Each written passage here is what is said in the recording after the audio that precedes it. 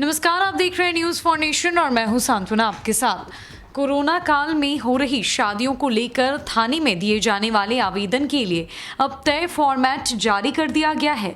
गृह विभाग ने विवाह संबंधी सूचना देने के लिए फॉर्मेट जारी कर दिया है।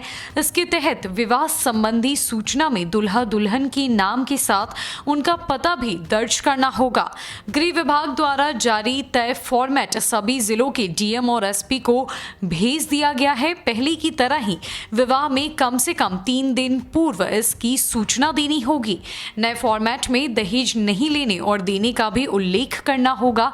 साथ ही यह जानकारी देनी होगी कि बाल विवाह निषेध अधिनियम का उल्लंघन हो रहा है या नहीं।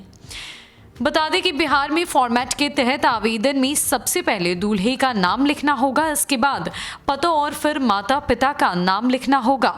इसी तरह दुल्हन का भी नाम, पता और माता पिता का नाम का उल्लेख करना होगा। इसके साथ ही वैवाहिक स्थल की विवरणी और तारीख भी लिखनी होगी।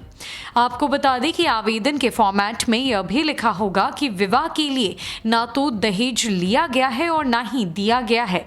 बाल विवाह निषेध अधिनियम का उल्लंघन नहीं हो रहा और इसमें कोविड अनुकूल व्यवहार का पालन किया जा रहा है। गृह विभाग ने पुलिस प्रशासन को इसका पालन सुनिश्चित कराने को भी कहा है। बता दें कि राज्य में कोरोना के बढ़ते मामले को देखकर शादी विवाह के लिए गाइडलाइंस भी जारी हो चुकी है। शादी समारोह में केवल 50 लोग ही शामिल हो सकते हैं। इन 50 लोगों में लड़का और लड़की के परिवार के साथ ही केटरिंग और अन्य कर्मी भी शामिल हैं, यानी विवाह में स्टाफ समेत 50 लोगों को शामिल होने की अनुमति दी गई है।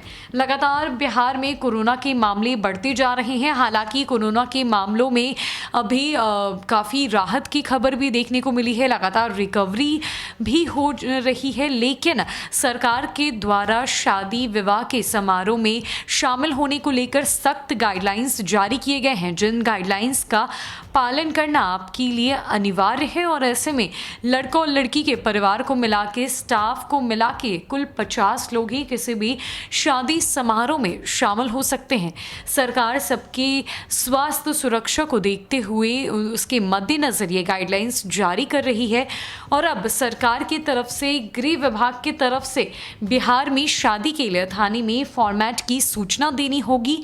इस फॉर्मेट को नई तरीके से, नए सिरे से फिर से बनाया गया है, जिस बात की सूचना हमने आपको इस खबर में दी है।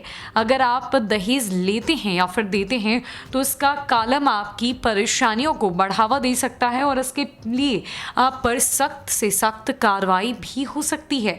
फिलहाल के लिए इस रिपोर्ट में इतना ही है। न कई अपडेट्स के लिए हमारे साथ मौजूद रहे न्यूज़ फॉर नेशन में। नमस्कार।